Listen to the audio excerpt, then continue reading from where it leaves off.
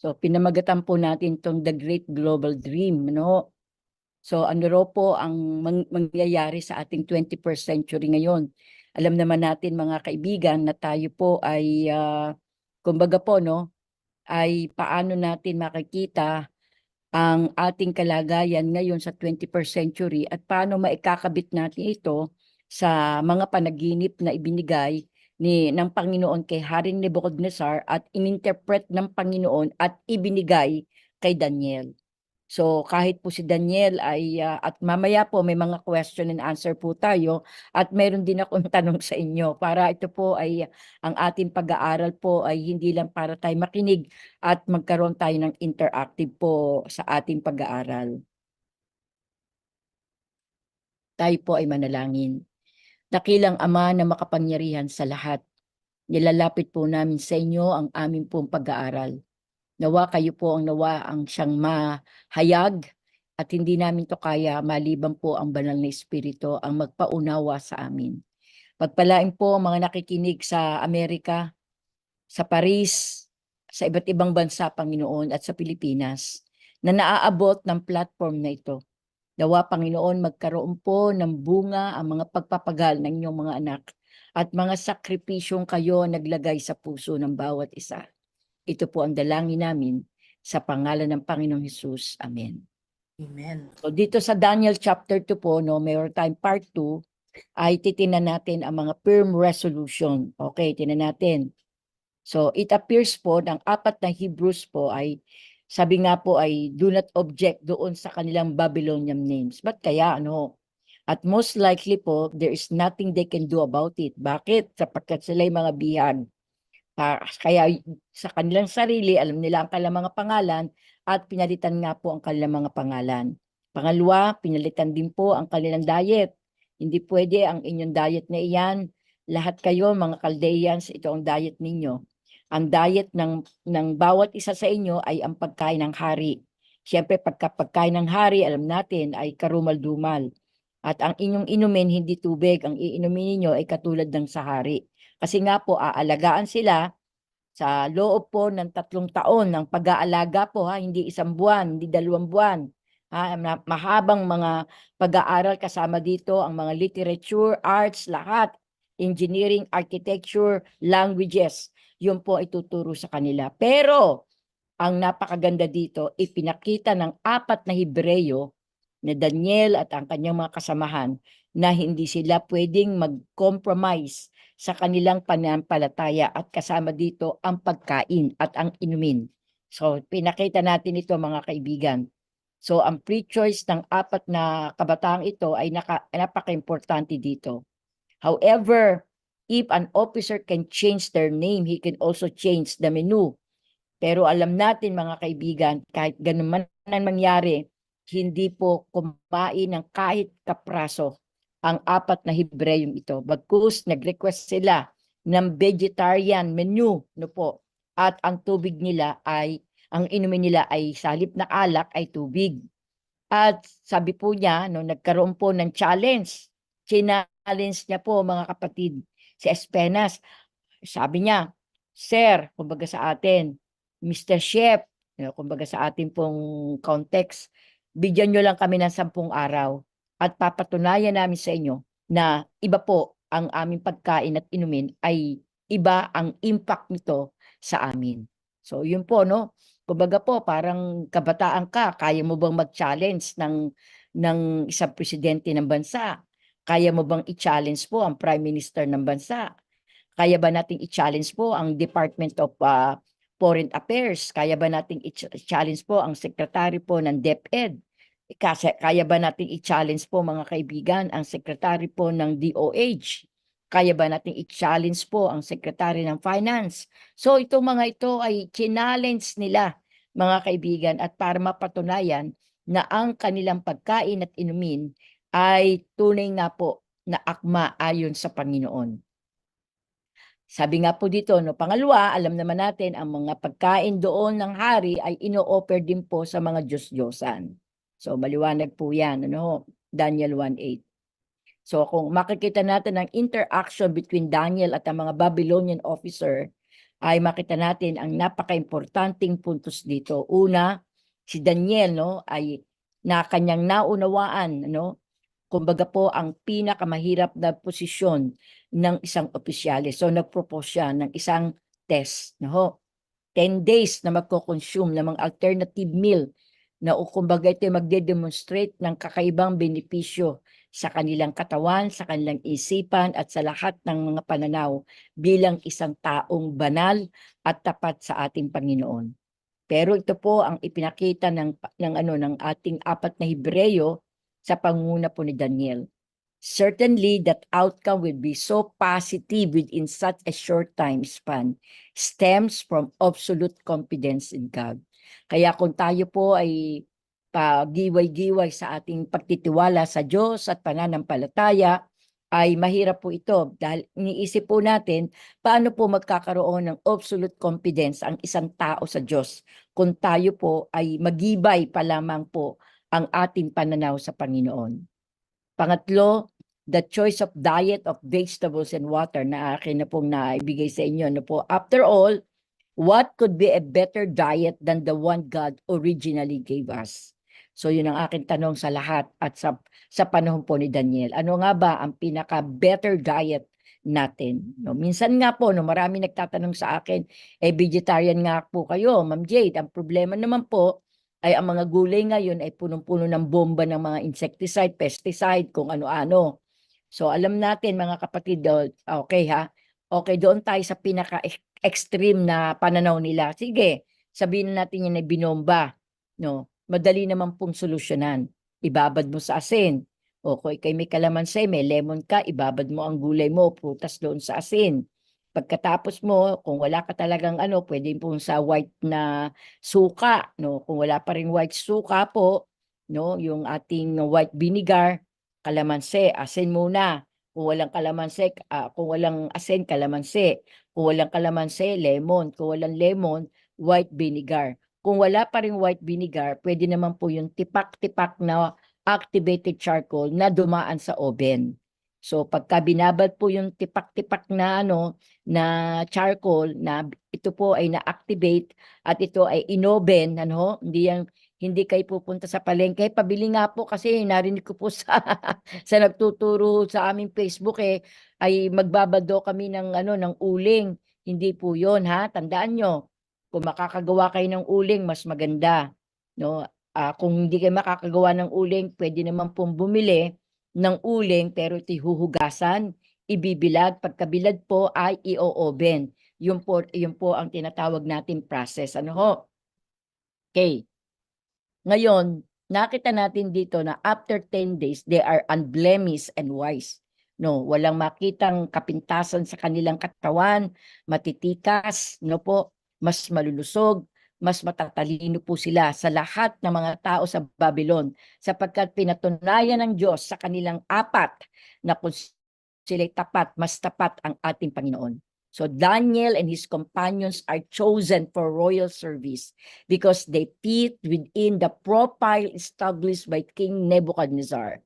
And according to King Nebuchadnezzar, palace officers must have no blemish and be good looking. So ito po, nung makita po after 10 days na mas gwapo sila, mas matitikas, mas malakas, mas talaga pong sa ating layman's term ay hunk, at mas matatalino sila, good looking, mga kaibigan, sila ay na-qualified na mag-serve doon sa royal, ibig sabihin sa royal ng court ng kaharian ay walang iba doon mismo sa hari, no? No, meron po kasi talagang mga inner court, meron pong outer court, di po ba, ang kingdom. So doon sila sa royal court, which is sila ay talagang direktang naglilingkod sa hari. Yun po, tandaan niyo po yan. Okay. Interestingly, sacrifices and people serving in the sanctuary should have no blemish. At ito po mga kaibigan ay may kinalaman din po saan? Sa hayop na ino-offer po doon sa panahon ng Old Testament, no? Na may kinalaman po sa earthly sanctuary.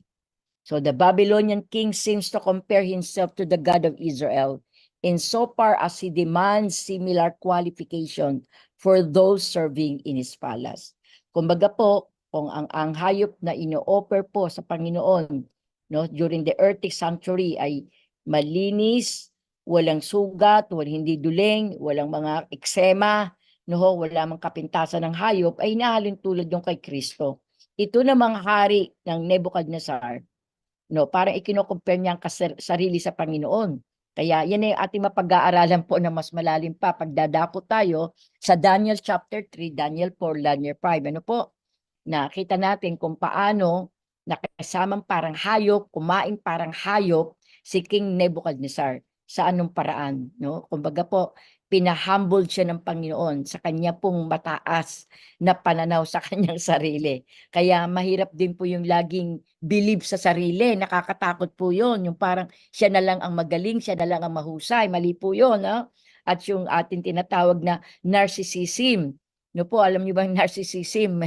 Malawak na pag-aaral yan, pero kumbaga po, sinasidetrack ko lang naman yan. So makita natin na napakahalaga po pala ito at may katumbas at katugon doon sa sanktuaryo sa lupa. No? So ang qualification na ito, that Daniel and his compatriot, which is the three Hebrews, ay sila po ay ma-challenge doon sa Babylonian Empire. But God honored the loyalty of the four Hebrews captives. Sapagkat alam natin at the end of 10-day testing period, ipinakita ng Diyos ang kanyang kapangyarihan sa apat. At natatangi sa loob ng napakaraming Chaldeans, kakaiba ang apat na Hebreyong ito. Sapagkat alam natin mga kapatid, sila'y nagtapat sa ating Panginoon. Just as God honors the faith of his servant in the Babylon court, he gives us wisdom as we face the challenges of the world. From the experience of Daniel and his companions, we learn that it is indeed possible to remain untainted by the corrupting elements of our society. Kaya po, mahirap po mag-compromise ng pananampalataya, mahirap po mag-double standard tayo ng ating pong pananaw at pananampalataya, sapagkat sa huli po, tayo rin ang aani ng hindi nating pagtatapat sa Panginoon. Kaya kung paanong naging tapat po ang apat na Hebreyong ito sa Diyos, mas tapat ang ating pong Panginoon. We also learn that we do not need to isolate ourselves from society and its cultural life in order to serve God. Ipinakita rito mga kaibigan na bagamat sila'y natatanging kinuha, no, ni Aspenas doon sa kanilang royal palace na pinaka-inner court ng hari, mga kaibigan. Bakit po kakaiba sila? Sapagkat hindi sila nakipamatok sa anumang gawa ng mga paganong Babylonians, ng mga paganong Chaldeans. At naiba, ano po, sapagkat at the end of all the trainings, at the end of even the 10 days period that has been challenged, no po, ang pinaka-chief chef doon sa lugar po ng Babylon, nakita natin na hindi po nagpabaya ang ating pong Panginoon. After 3 years of training in the Babylonian University, the four Hebrews are brought before the king for the final examination. They not only are healthier than the other students, but they surpass them in knowledge and wisdom. Kaya po, kumbaga po, no, merong mga estudyanteng 1,000. Out of 1,000, 4 ang top notcher. Top 1, top 2, top 3, top 4. Kumbaga po, no, ino-contextualize ko lang. At dito natin nakikita ang kapangyarihan ng Panginoon na sa loob ng 3 taong training sa Babylonian University, ipinakita ng Panginoon ang katapatan ng Diyos sapagkat nakapasa with flying colors ang 4 na Hebreyong ito na tapat sa ating pong Panginoon. The poor are immediately hired to serve the king, mga kaibigan. At hindi natin ito pwedeng kalimutan na sila ay may wisdom at knowledge. Iba po ang knowledge sa wisdom. Ang wisdom po ay may application. Ang knowledge ay kaalaman lang. Ano po, pagkaalam sa isang bagay. Pero ang wisdom ay mayroon ng application doon sa knowledge na na-acquire. And no doubt, It comprises a lot of paganism. Yet they learn it anyway, and obviously they learn it well too if they don't believe it. So makita natin. And Nebuchadnezzar may think that such an accomplishment would have something to do with the palace diet and training program the four students have undergone. However, Daniel and his companions know, and the narrative clearly show that their superior performance owe nothing to the Babylonian system. Everything comes from God. What a powerful example of what God can do for those who trust Him. Kaya po, ang lahat ng papuri binibigay nila sa Diyos na buhay. Hindi nila pwedeng ibigay ang credit sa Babylonian system sapagkat alam natin nakipag-bargain ng 10 araw si Daniel at ang 3 Hebreyo, nabigyan sila ng 10 araw upang patunayan na ang Diyos nila'y buhay at gagawa ng paraan sa lahat ng kanila pong mga pangangailangan. And we should not also fear the overwhelming power of media, government in our own context, at sinasabi ko mga kaibigan, sapagkat alam natin ang Panginoon ay hindi nagpapabaya. So looking at Daniel 1, we learn some very important lesson about God. God is in control of history. God gives wisdom so that we can navigate the hostile environment of our culture and society. God honors those who trust in Him through inner convictions and lifestyle. So dito natin makikita ang importanteng lesson sa chapter 1 ng Book of Daniel. So dadako tayo muli sa part 2 ng Daniel chapter 2. The eminence of God. Daniel 2 verses 1 to 16. Ano raw crisis, no, ang nagkaroon sa bahagi ng Hebreyo upang kanilang harapin ang panaginip ng hari. Napakahirap po, no? Sasabihin ko sa inyo, halimbawa po, si Ma'am Rose ay nanaginip. Ngayon, tinanong niya si Ma'am Ampi. Ma'am Ampi, ano ba ang panaginip ko? Ano isasagot maaari ni Ma'am Ampi? Ha? Ba't naman ako tatanungin mo? Ikaw na naginip eh. Eh bakit ako? Ganun po ang nangyari pong context kay King Nebuchadnezzar. Siya ang nanaginip at pinaparecall sa lahat sa kanilang ang panaginip ni King Nebuchadnezzar. Kapag hindi nyo na-recall ang aking panaginip, ano po, ano ang sabi? Lahat kayo'y mamamatay.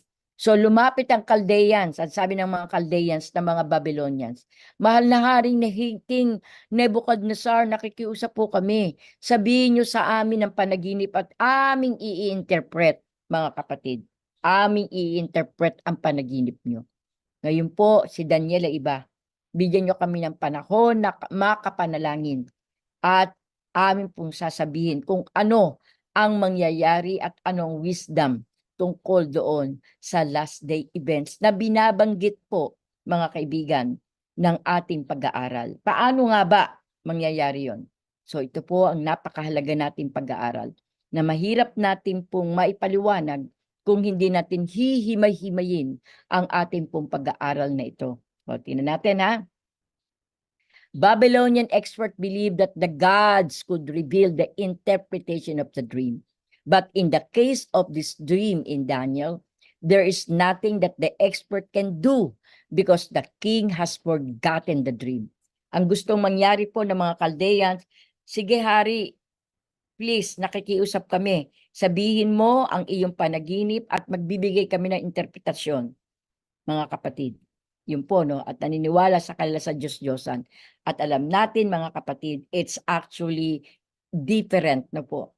Magkaiba po ang kay Daniel. No, ang sabi po ay wala daw pong eksperto ang pwedeng makapagbigay kung ano ang panaginip ng hari. Pero alam ni Daniel ang makapagbibigay lang at magpapaliwanag at magbibigay kung ano ang panaginip ay hindi ang 4 na Hebreyo, alam ni Daniel yon, kundi ang Panginoon nila na pinaglilingkuran.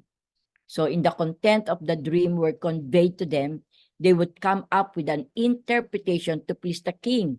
Yun ang mga Chaldeans. But in this unprecedented situation, when the dream expert are unable to tell the king what his dream is about, they are forced to admit that there is no other who can tell it to the king except the gods whose dwelling is not with flesh. So kanilang aminado po no na hindi nila kaya sapagkat kaya nila mag-interpret pero kung ano yung napanaginipan ng hari, nakalimutan kasi no, ay muling ipaalala ay hindi nila magagawa pero alam nila, aminado sila mga kaibigan na mayroon daw Diyos na po na ito po ay hindi namumuhay sa flesh no po. Overwhelmed with frustration, the king commands that all the wise men of Babylon be killed, including, mga kapatid, si Daniel, Shadrach, Meshach, and Abednego. Yung apat na yan, kasamang papatayin pag hindi po na-recall ang panaginip ng hari. Such an atrocity was not unknown in the ancient world. Historical sources attest that because of a conspiracy, Darius I had all the Magi executed and Xerxes put to death the engineers who had built a bridge that collapsed. So ito po mga kaibigan, no, talagang sila ay mahihigpit, no? In natin, when King Nebuchadnezzar issues his decree, yung kanyang decree na yan, ano? Daniel and his companion have just finished their training and been admitted into the circles of the king's expert. For this reason, the death decree issued by the king applies to them as well. Ano yung death decree na yon? Pag hindi nyo sinabi ang panaginip ko, lahat kayo kasama, walang ititira, papapatay ko kayo. Yun po ang pinakamasakit na decree na ibinigay po ni King Nebuchadnezzar. In fact, the original language suggests that the killing starts immediately and Daniel and his friends will be executed next, mga kapatid. So napakatindi po mga kaibigan.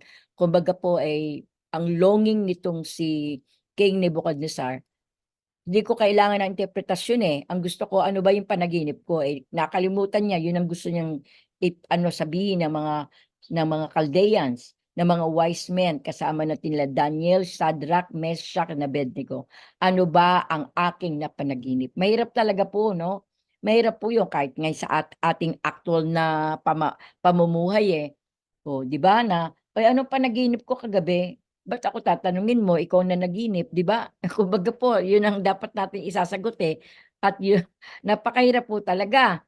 Kaya sabi ng mga Chaldeans, sabihin mo hari at ipapaliwanag ko.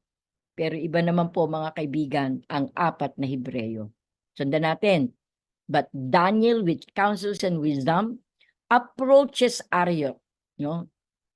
The man in charge of carrying out the execution. Iba po si Aspenas, iba si Arioch, no? Itong si Arioch po, kumbaga po sa atin, siya po ang tiga-carry ng lahat ng execution kung papatayin at hindi papatayin. And eventually, Daniel requests time from the king himself in order to solve the mystery of the dream. Ano po ang sinabi ni Daniel? Hindi siya, kayang-kaya ko yan. Sisiw lang yan. Hindi yun ang sinabi ni Daniel. Kundi humiling si Daniel na bigyan sila ng mga pagkakataon at ang pagkakataong yon ay manalangin sa Diyos na buhay, mga kaibigan. At never siyang nagmalaki sa lahat ng kanyang dealings, mga kapatid. Interestingly, although the king has accused the magician of trying to buy time, he promptly grant the time Daniel requests. Kumbaga, parang nabigyan pa ng ng acknowledgement si Daniel at ang kanyang tatlong Hebreyo ng isang grant na sige, bigyan ko kayo ng oras. And Daniel certainly agrees with the magician that no human being can solve such a mystery, but the prophet also knows the God who can reveal both the content and the interpretations of the dream. At sinabi ni Daniel, aminado talaga tayo na hindi natin kaya, pero may Diyos na kaya niyang sabihin kung ano ang nilalaman ng panaginip at kung ano ang interpretasyon ng panaginip ng hari. At nag-grant po, mga kaibigan, ang mga apat na Hebreyong itong tapat sa Diyos. Kumbaga po sa atin, Pastor Kahobe, pwede ba akong punta ng HR? Bakit ho? Maglilibho ako ng 10 araw. Bay di sige. So, ganun po mga kaibigan. Nagpaalam sila, mga kapatid at kaibigan, upang mabigyan ng panahon ang pananangin na taimtim sa puso upang maibigay kung ano ang panaginip at kasama na dito ang interpretasyon ng panaginip ng hari. Ito na, the prayer. And Daniel immediately grabbed his 3 friends for a prayer session, explaining that they will be executed if God does not reveal the dream. So whenever we face a big problem, ngayon kayong nakikinig, we also should recognize that our God is a great God, a great enough to resolve even the most unsolvable challenges. Tatandaan natin yan. May mga bagay na napakahirap, pero sa Panginoon ay walang imposible. Kaya with God, everything is possible. Mga kapatid, no? At dito, sabi po sa Daniel 2:17-23, what are the 2 kinds of prayers prayed here? Sa palagay nyo, ano ba yon? Akala lang natin, nanalangin lang eh. Ano ba yon? Okay. The 2 types of prayer are mentioned in this chapter 2, verses 17-19. The first is a petition prayer in which Daniel asked God to reveal the content of the dream and its interpretation. So, ang unang-una po mga kapatid ay ang kanyang panalangin na po pwede po ba Panginoon na inyong i-reveal ang panalangin, ang panaginip ni Haring Nebuchadnezzar at ano rin po Panginoon ang kanyang interpretasyon. The words of this prayer are not given, but we are told that Daniel and his friends seek mercies from the God of heaven concerning this secret so that Daniel and his companions might not perish with the rest of the wise men of Babylon. So mga kaibigan, ipinagkaloob ng Diyos sa kanila ang natatanging pamamaraan na kung ito po ay inyong loloobin o dakilang Diyos, maaari po ba sa kanyang panaginip, sa kanyang panalangin, maaari po ba na ibigay niyo po sa amin kung ano po ang kanyang panaginip at kasama na rin po ang interpretasyon. As they pray, God answers their petition and reveals the content and the interpretation of the king's dream.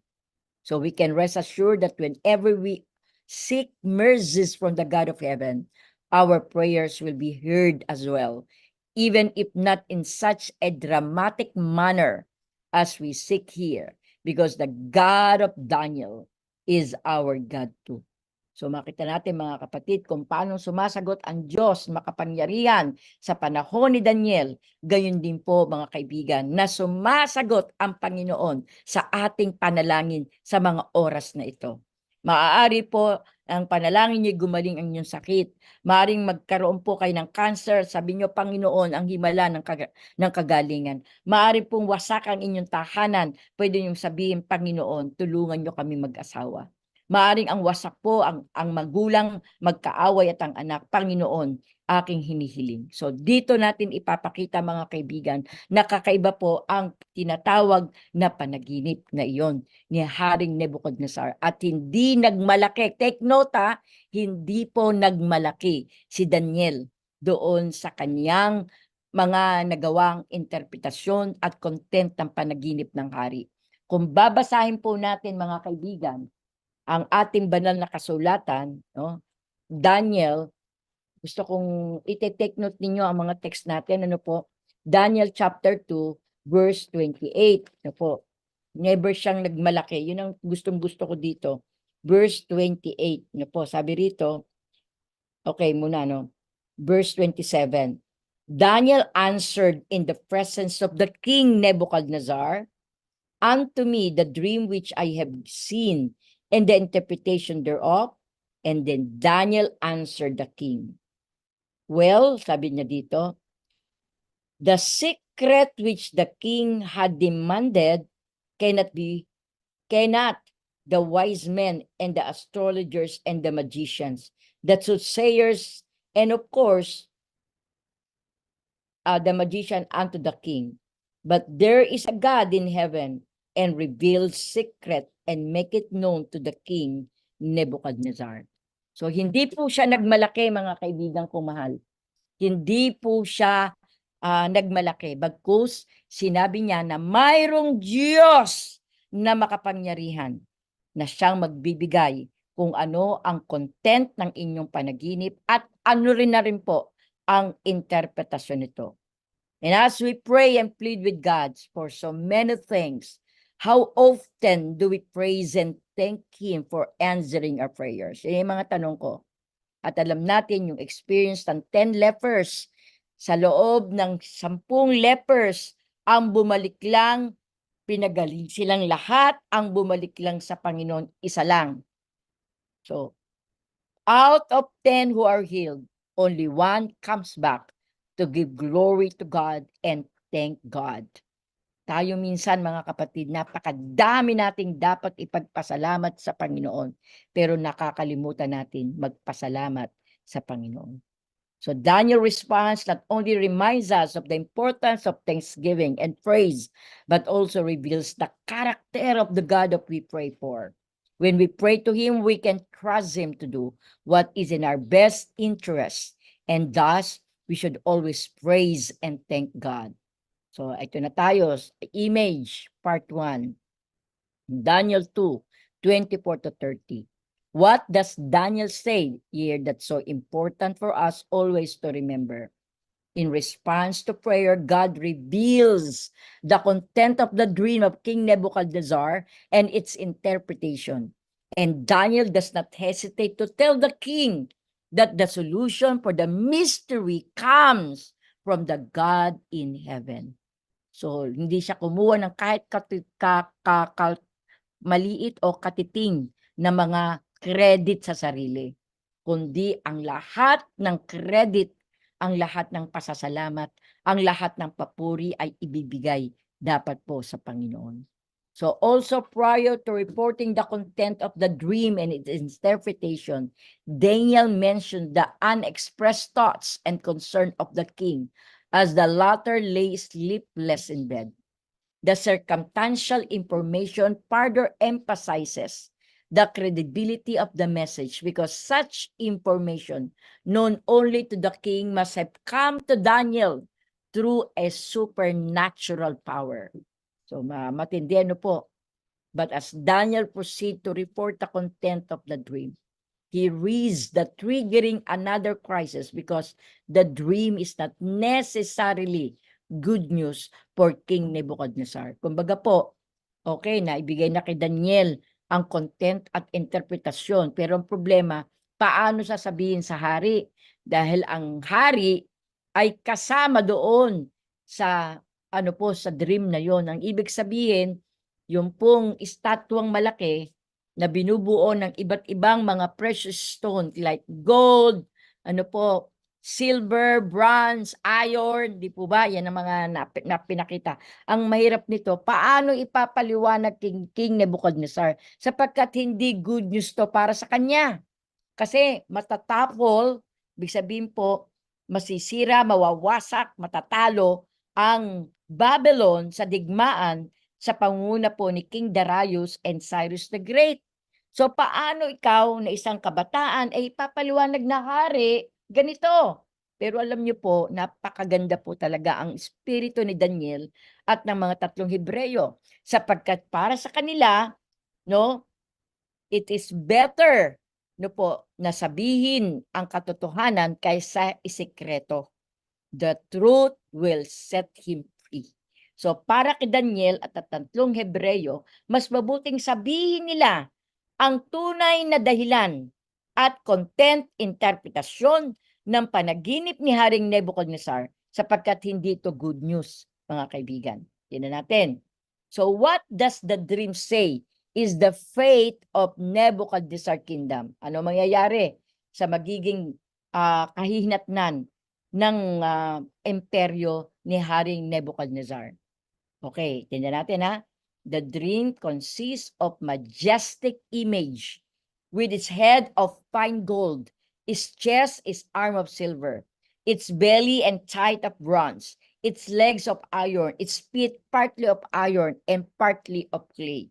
Ito po ang perfectly na ipinakita kay Haring Nebuchadnezzar, at ito rin po ang perfectly na ipinakitang content at interpretasyon, mga kaibigan, ng Panginoon na ibinigay kay Daniel, mga kapatid.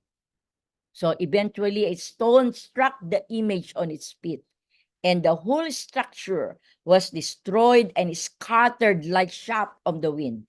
Daniel explained that the different metals represent successive kingdoms that will replace one another throughout the course of history.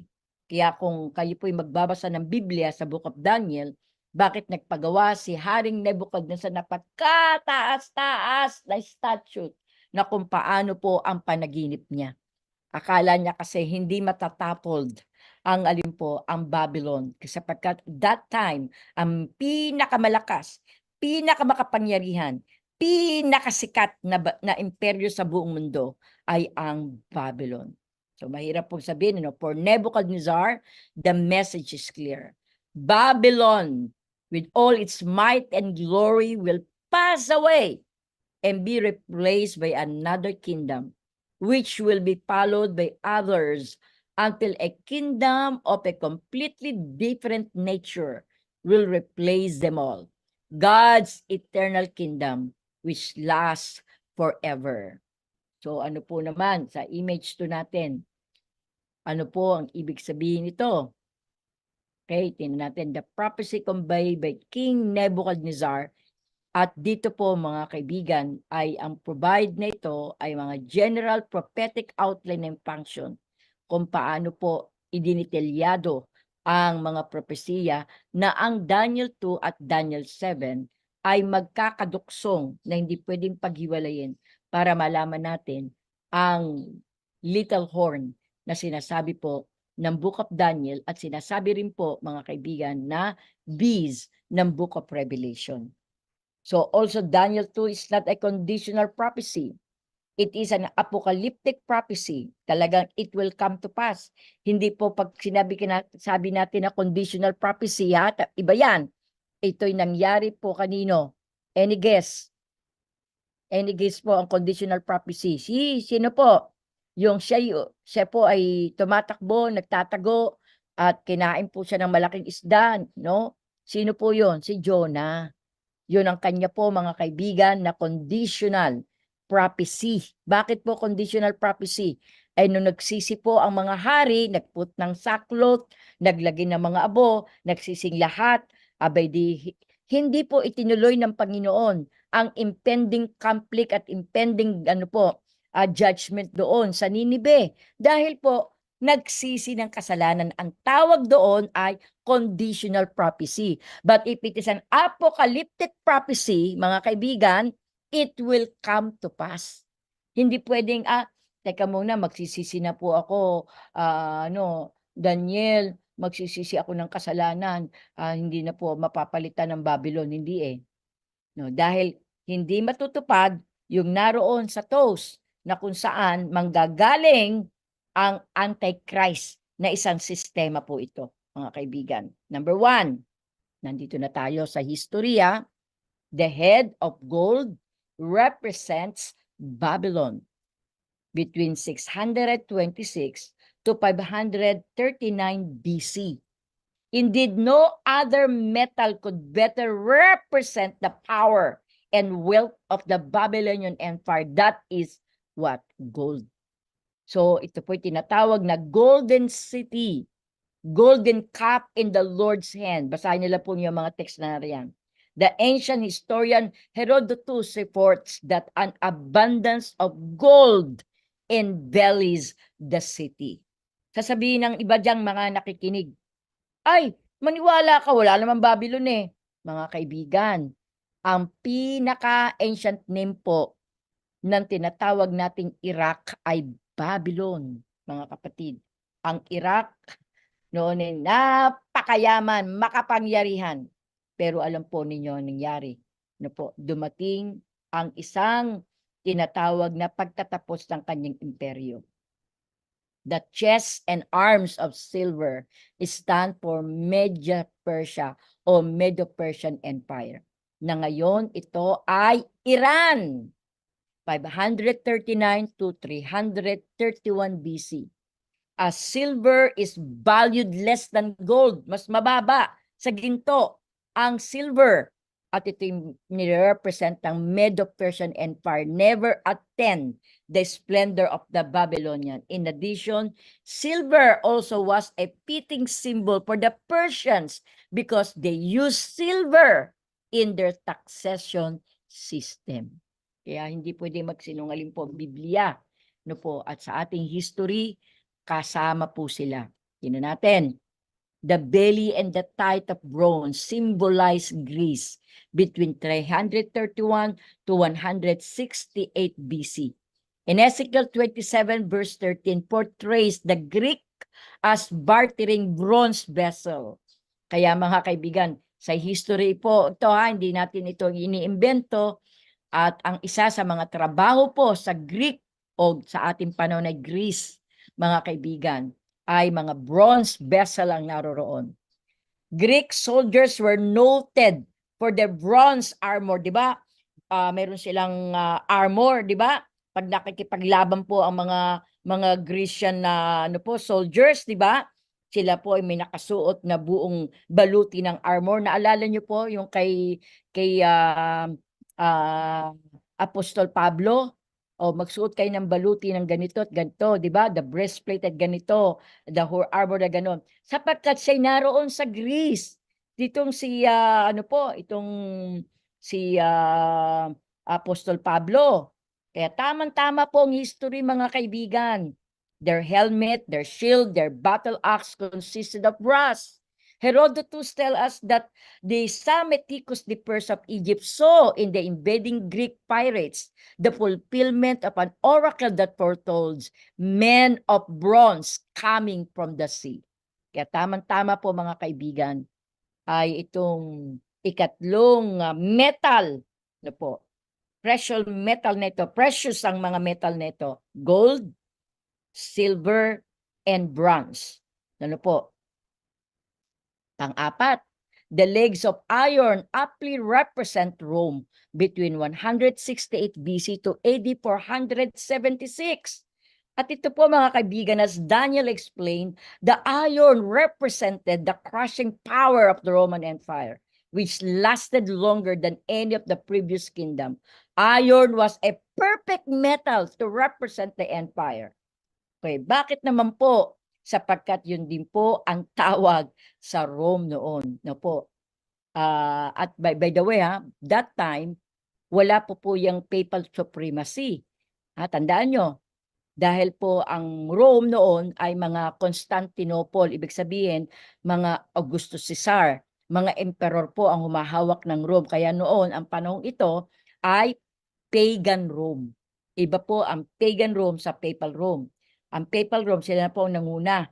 Pero ang inadapt nila, ang teachings ng pagan Rome, inadapt nila ang Babylonian na pagan na Diyos-Diyosan. Marami po yan. Mahaba pong pag-aaral ito, mga kaibigan.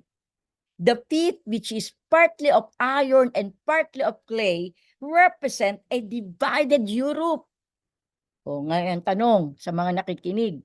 At alam ko namang mayroon pong taga-Europe, itong mga nakikinig sa atin sa Italy, sa Paris, sina Brother Gerson, sa Europa. Ang tanong, may Europe ba ho ngayon? Meron, mga kaibigan. At ito ay magsimula ng AD 476 to the second coming of Christ. Bakit po? Kaya bang mag-merging ang iron at saka clay? Anong kinalaman po ng iron at clay na ito? Sapagkat para po gumawa ng paraan sila na magsanib puwersa, kasi isang mahina, isang malakas, isang iron tsaka isang clay. Ito po'y binubuo at ina-characterize ng divided Europe. Kasi may malakas na bansa, may mahinang bansa. Next po, gumagawa sila ng paraan para magsanib puwersa sa pamamagitan ng pananalapi. Okay, isa lang ang natin dito, ang ating pera, pero hindi nangyari yon. Nagpakasal ang kanilang mga magkakamag-anak, magpipinsa, magkakapatid. Pero wala po nangyari. Marami pong ginawa sila, mga kaibigan, pero hindi nangyari ayon sa banal na kasulatan. Although many attempts had been made to unify Europe, ranging from marriage alliances between royal houses to the present European Union, divisions and disunity have prevailed. And according to this prophecy, we remain so until God establishes the eternal kingdom. Kaya yung sinasabi po nitong si Hitler, sa aking kapangyarihan, lahat kayo ay susunod sa akin, iisang kapangyarihan, iisang ating pananalapi, iisang aking mga kaibigan, nasaan na itong si Hitler?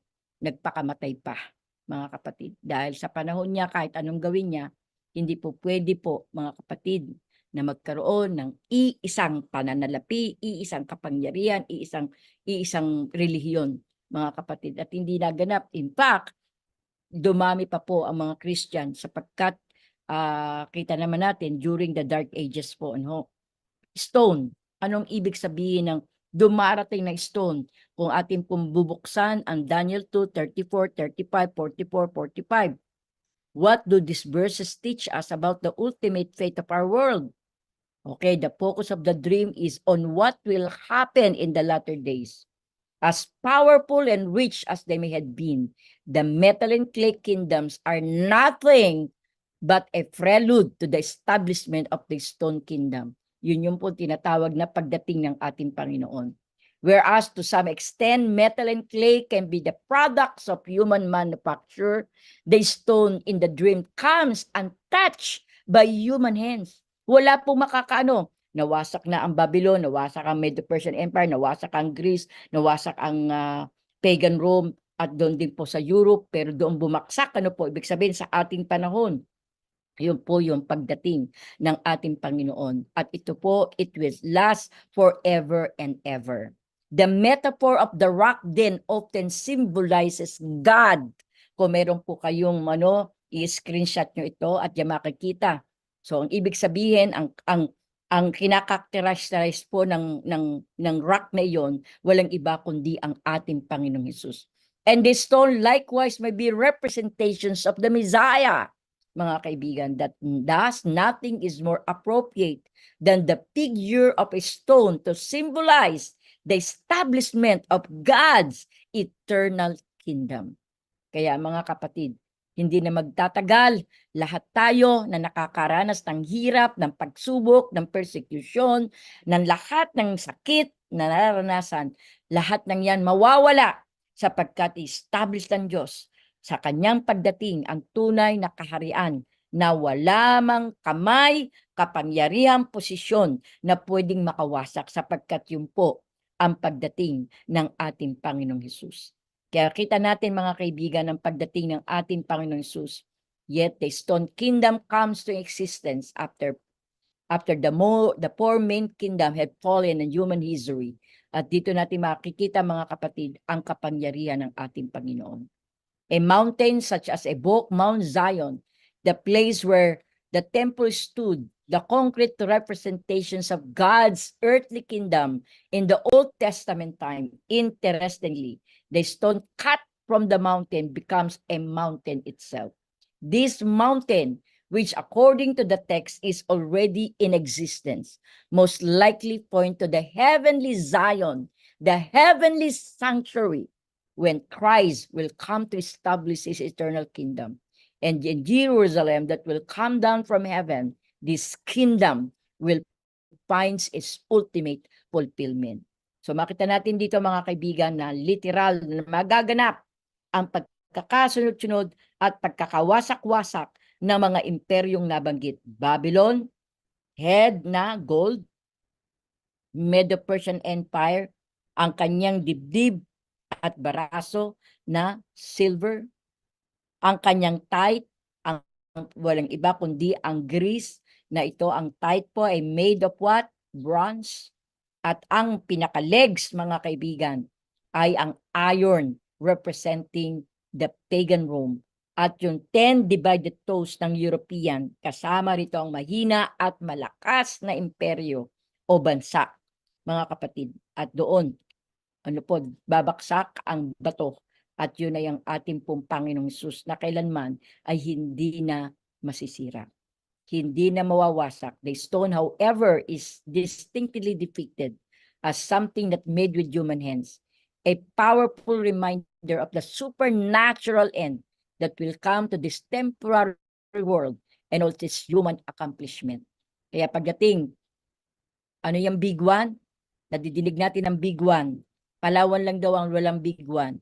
Pero mga kaibigan, maniniwala ba kayo?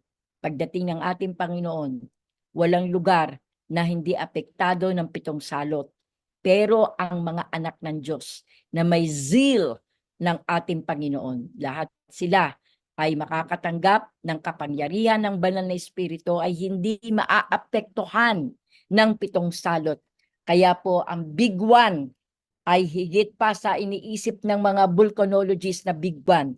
Ang big one na masasabi kong na sinasabi po ng Revelation 16, walang lindol na hindi pa naganap dito sa lupa. Dahil sa lakas ng lindol na mangyayari sa 7 salot, ang mga pulo at mga bundok ay mga wawala. Wow, grabe po ito mga kaibigan. Daig nito ang big one. Kaya mga kapatid na minamahal at mga kaibigan, hindi na ito ang panahon na tayo ay mga matatampuhin, hindi ito ang panahon na patamat-tamat sa gawain ng Panginoon, hindi ito ang panahon para tayo po ay maging sakim sa mga resources na ipinagkatiwala sa atin ng Panginoon, kundi ito ang panahon na mabago ang ating puso sa pagiging selfish papunta sa unselfishness, sa papunta po ng pride papunta po sa humility, papunta po mga kaibigan sa tunay na pagsunod, no? Disobedience to obedience sa ating Panginoon. Dapat ito po ang maganap sa ating buhay sapagkat lahat ng bagay na ating mahahawakan at matatanaw ay mawawala, mga kapatid. At daig pa nito ang 10 times na big one pagdating po ng 7 salot. Kaya mga kaibigan, sabi ko nga, ay apocalyptic prophecy ito, hindi ito conditional na prophecy, mga kaibigan. Okay. Although to the unaided human eye, human history may appear to be a chaotic interplay of forces and counterforces, Daniel assures us that behind all of this stand God, looking down upon it and moving with it to achieve what He sees best. Kaya dito mga kaibigan, si Nebuchadnezzar ay nagulat sa lahat ng panaginip at sabi niya, tama, yan nga ang aking panaginip. At dahil sa katapatan ng Panginoon kay Daniel at katapatan ng 4 na Hebreyo, ay napasama na rin ang mga Babylonian Chaldeans na mga tinitrain doon sa Babylon. Pero sila po'y napasama na rin na hindi sila mapahamak. Bagamat si Daniel ay ginamit ng Panginoon, napasama na rin sa biyaya at pagpapala ang mga Chaldeans at nagkaroon sila ng inggit, mga kapatid. Susundan natin sa susunod na mga chapter ng ating pong pag-aaral. Sapagkat itong si Haring Nebuchadnezzar ay nagising at hindi niya maalala ang kanyang panaginip. At naglagay siya ng isang decree na patayin lahat sila, mga kapatid. Kaya ang tanong ngayon umaga, no? His anger rising, what threat did Nebuchadnezzar? Ano po ba? If you do not make known the dream to me, and it's blank, you shall be blank in verse 5. Ano po ang sagot diyan? Okay. So ano po kaya ang sagot diyan? Mga kaibigan, i-screenshot nyo na yan. Pero dahil wala na tayong oras, magtatanong na lang po kayo sa akin, ibibigay ko na rin ang sagot sa inyo. O yan po ha, i-screenshot nyo na yan. Okay. Question number 2, Daniel 2:10-11. What admission did the frightened magician make about their inability to reveal the unknown? Sabi, ano yan ano po yon? Ano po ang kanilang sagot, mga kapatid? There is not a man on earth who can tell king's matter. Walang tao sa mundong ito kung ano po ang sasabihin niya sa hari kung ano ang panaginip. Only the gods could do this. Verse 11. Okay. Question number 3. Nebuchadnezzar was furious. The Babylonian wise men claimed to have supernatural insight into the unknown, and they had failed him. What degree? Anong decree raw did he issue? Answer nyo to ha, A, B, and C. Ano kaya po ang sagot dito? A decree, death decree upon all the wise men of Babylon, a decree to implore special help from his god Marduk, a decree to destroy all his advisor except Daniel. Anong sagot dito? Okay, siyempre po, kasama rin dito ang 4 na Hebreyo. Lahat sila patayin po. Okay. Question number 4. When Daniel learned that his life and the lives of all the wise men were in peril, he went straight to the king. Verse 16, ha? What request did he put before him? Please, Hari, meron lang po kami i-request. Ano yon? Verse 16, ito na ang sagot. He requested time to be able to show the king the interpretation. Okay. Okay. Question number 5. On returning to his house after his encounter with King Nebuchadnezzar, what did Daniel do in attempt to avert execution? Anong answer dito? A. Try to think of a plan to escape from the city. B. Blame God for the trouble he and his friend were in. C. Suffered a nervous breakdown. Yun know ba?